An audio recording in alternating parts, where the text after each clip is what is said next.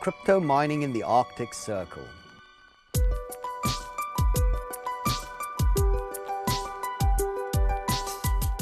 Bitcoin's had its fair share of ups and downs over the years, from rallying 13,000% in 2017 to crashing 70% the year after. But through all this, one thing has stayed the same. Without miners, there'd be no Bitcoin. Of course, mining crypto isn't like mining gold. There's no diggers, no explosives, and no smelters involved, though there's a fair bit of heat, and we'll come back to that later. Let's rewind to 2008, when the mysterious Satoshi Nakamoto published a white paper containing the template for the birth of all cryptocurrencies. It explains the process whereby electricity and CPU time is spent in a process that attempts to solve the problem of sending money across a distributed network, removing the need for intermediaries. Effectively, it seeks to solve the problem of trust in a digital era, and to do so, it relies on a concept called proof of work. Like old-fashioned gold miners panning for metal, these CPUs have to hunt for a hash that allows them to write the next block on the blockchain, and then get rewarded by some freshly minted Bitcoin from a pool that's designed to never contain more than 21 million. Now, in the early days, anyone could mine Bitcoin. All you needed was to install some software on your home PC or laptop, and off it went.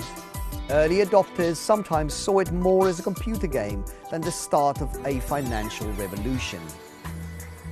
To mine Bitcoin requires specialized equipment and a lot of electricity, because the rate of production of Bitcoin is fixed, but the CPU power expended on creating it is not. The variable that keeps it all in balance is the difficulty of mining. As more people compete for each new Bitcoin, the level of difficulty is increased. And that creates one of two routes to mining Bitcoin. Either wannabe miners can join conglomerates called mining pools that work together to solve the puzzle, or they can set up vast server farms that use graphical processing units over CPUs for their greater number of cores. Such server farms have two problems. First, they need a lot of cheap electricity. That's pushed some to set up shop near hydroelectric facilities, the cheapest and incidentally one of the cleanest forms of energy. And second, all those computers need cooling. And so, in the Siberian city of Norilsk, beyond the polar circle, and only reachable by plane or boat, BitCluster Mining Farm has made its mark.